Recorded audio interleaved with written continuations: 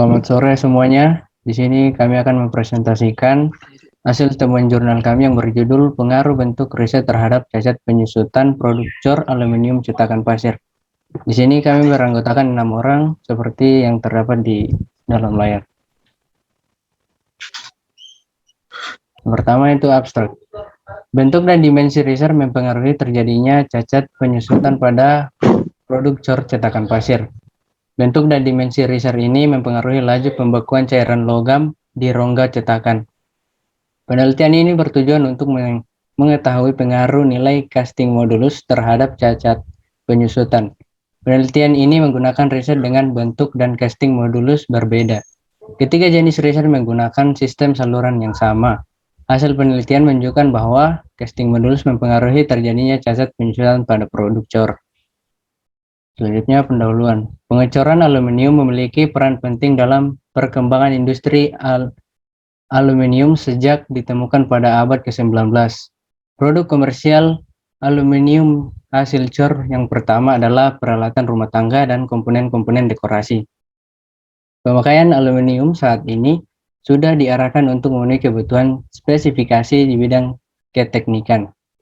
Metode pengecoran dengan cetakan pasir atau sand casting merupakan pengecoran paling tua yang sudah dikenal serta dimanfaatkan oleh manusia sejak 4000 BC. Pengecoran cetakan pasir dan percabangan saat ini telah berkembang dengan pesat, sehingga dari 90% di mana produk-produk cor dikerjakan dengan proses pengecoran cetakan pasir. Pengecoran cetakan pasir adalah proses produksi yang diawali dengan menuangkan logam cair ke dalam sistem saluran atau gating system, dan selanjutnya logam cair akan mengisi seluruh rongga cetakan. Selama logam cair berada di rongga cetakan mengalami penyusutan akibat pembekuan atau solidifikasi. Penyusutan dapat dihindari apabila riser berfungsi sebagaimana semestinya untuk menyuplai cairan logam ke bagian produk cor yang mengalami penyusutan. Penelitian ini bertujuan untuk melihat pengaruh bentuk dan dimensi riset terhadap cacat penyusutan. Kajian teori yang pertama adalah pembekuan logam, pembekuan atau solidification. Selama pengecoran mengalami 3 jenis penyusutan, yaitu liquid contraction, solidification contraction, dan solid contraction. Liquid contraction adalah penyusutan yang terjadi pada logam cair. Jika logam cair didinginkan dari temperatur tuang menuju temperatur pembekuan. Solidification contraction adalah penyusutan yang terjadi selama logam cair melalui fase pembekuan atau perubahan fase cair menjadi fase padat. Solid contraction adalah penyusutan yang terjadi selama periode solid metal didinginkan dan temperatur pembekuan menjadi temperatur ruang.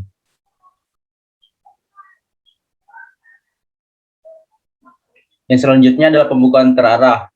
Solidification contraction biasanya terjadi pada bagian produk cor yang mengalami pembekuan terakhir. Solidification contraction menimbulkan cacat singkek pada produk cor. Pada ahli pengecoran menggunakan prinsip dasar itu untuk membuat produk cor yang softness dengan cara penambahan volume logam di bagian produk yang membeku terakhir. Cadangan logam pengumpan ini disebut riser.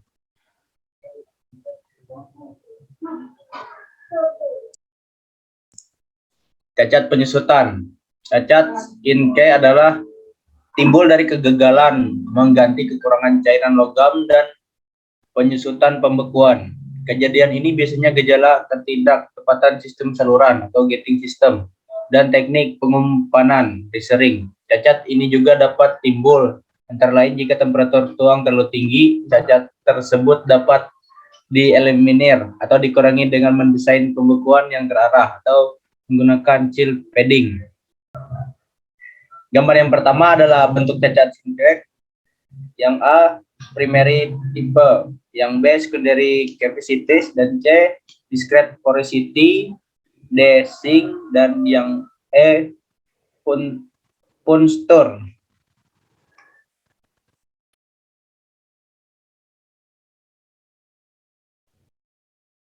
Yang selanjutnya adalah prosedur eksperimen. Yang pertama adalah persiapan pola. Jenis pola yang digunakan adalah pola tunggal dengan bahan kayu. Pola merupakan bentuk tiruan dari produk cor yang akan dibuat. Bagian tepi pola harus dibuat bentuk tirus agar memudahkan pada saat pola akan diangkat dari cetakan pasir.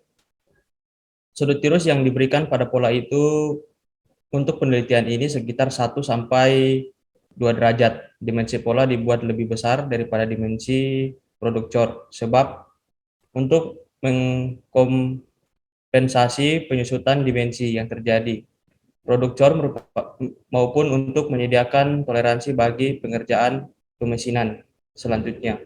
Di sini adalah gambar pola produk di mana pada potongan bentuk diberikan sudut sebesar 1 sampai 2 derajat.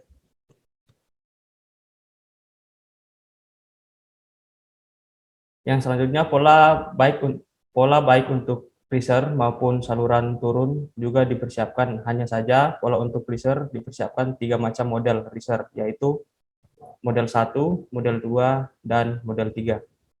Ketiga model freezer adalah jenis freezer tembus permukaan cetakan pasir. Model freezer 1 berbentuk silinder dengan diameter 10 mm dan tinggi 60 mm.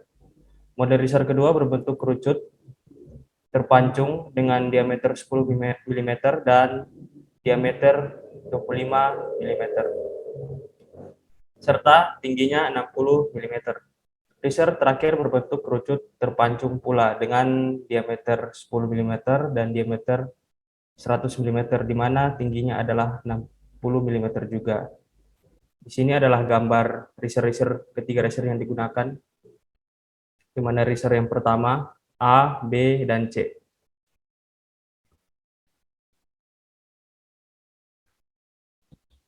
Ini adalah gambar sistem saluran untuk ketiga jenis model freezer, di mana pada freezer model pertama ditunjukkan oleh gambar A, freezer kedua ditunjukkan oleh gambar B, dan freezer model ketiga ditunjukkan oleh gambar C.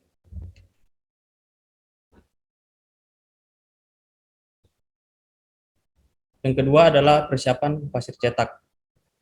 Pembuatan cetakan pasir menggunakan pasir cetak dengan komposisi pasir cetak 84% dan bentonik 9%, gula tetes atau molasses 3%, dan air sebesar 4%.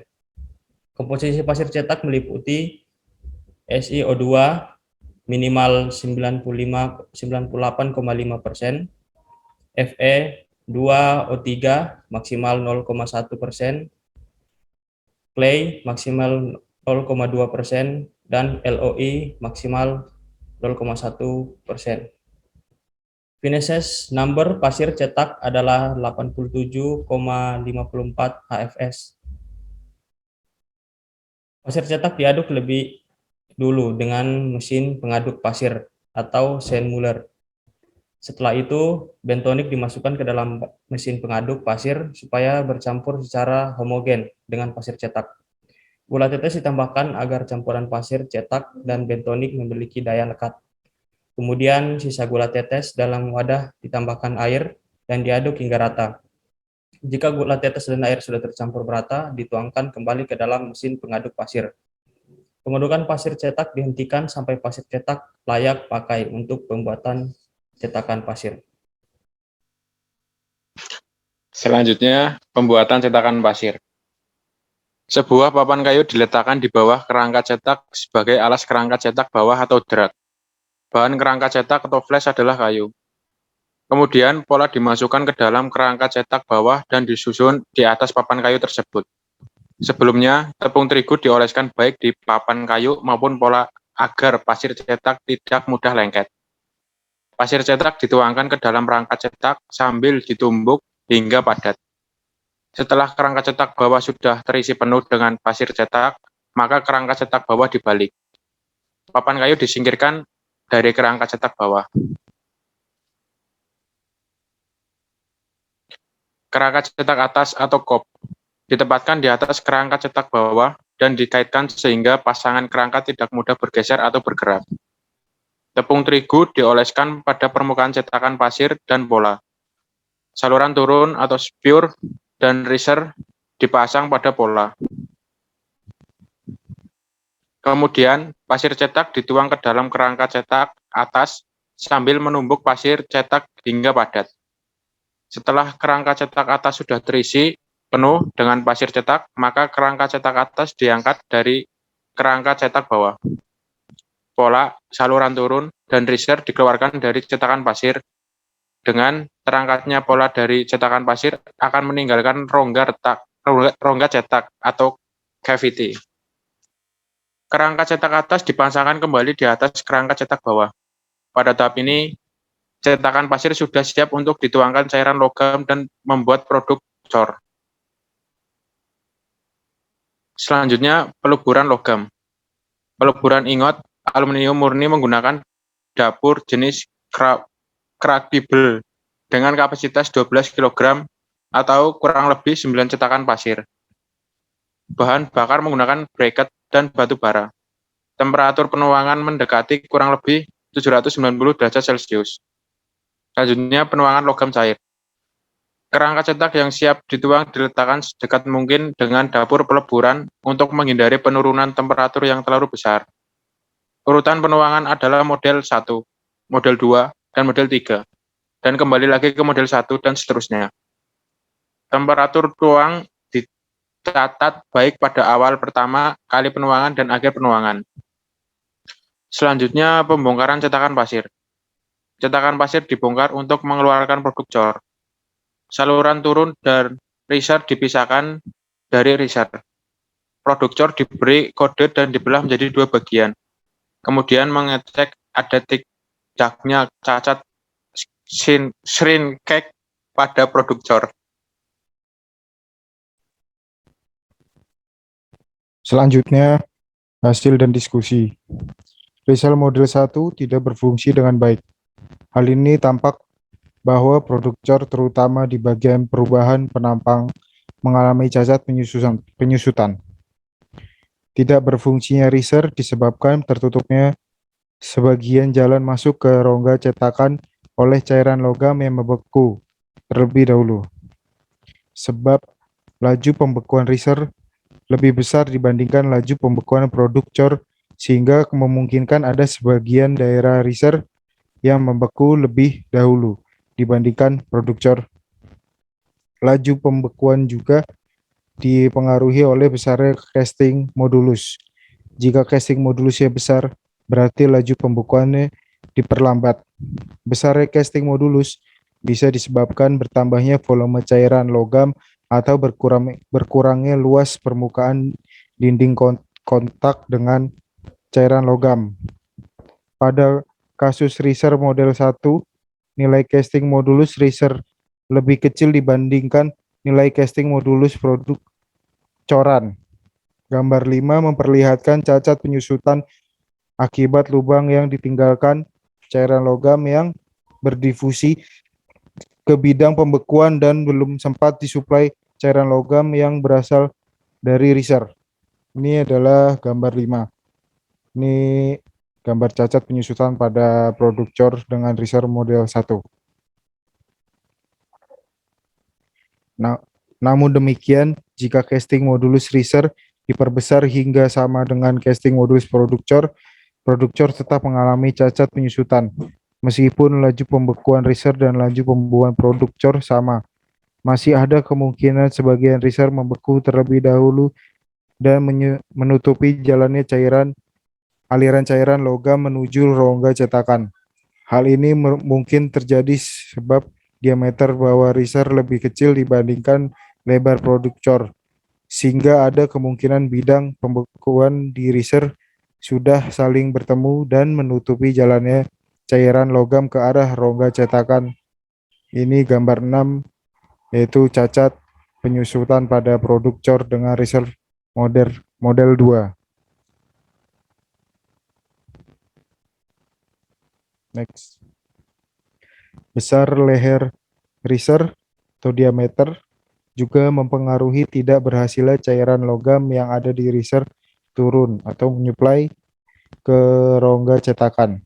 Diameter riser yang kecil akan menyebabkan kemungkinan bidang pembekuan yang bergerak dari arah tepi dinding cetakan lebih cepat saling bertemu di daerah pusat sumbu simetri riser. Cacat penyusutan ini dapat dilihat pada gambar 6. Untuk mengatasi kendala yang dialami diameter leher riser yang kecil, maka riser model 3 dibuat nilai casting modulusnya jauh lebih besar dibanding nilai casting modulus produk COR. Ternyata dengan memperlambat laju pembekuan riser memungkinkan riser untuk mempertahankan kondisi cairan logam tetap dalam kondisi cair, sehingga pembekuan terarah atau directional solidification benar-benar terjadi dan mengarah ke arah riser. Memodifikasi dimensi riser mampu mengeliminir cacat penyusutan di produk COR seperti yang ditunjukkan pada gambar 7. Ini gambar 7 menunjukkan produk COR tanpa cacat penyusutan dengan riser model 3.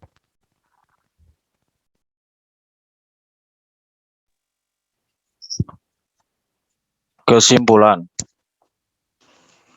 cacat penyusutan shrinkage defect dipengaruhi oleh nilai casting modulus. Selain itu, diameter leher riser harus memiliki batas maksimal untuk menghindari tidak berfungsinya riser. Besarnya nilai casting modulus riser ada batasnya. Selain akan mempengaruhi biaya produksi, juga ada kemungkinan cacat penyusutan tidak dapat dieliminir. Berikut adalah daftar pustaka sumber dari jurnal yang kami kutip. Sekian presentasi dari kelompok kami, kurang lebihnya mohon maaf. Semoga bermanfaat.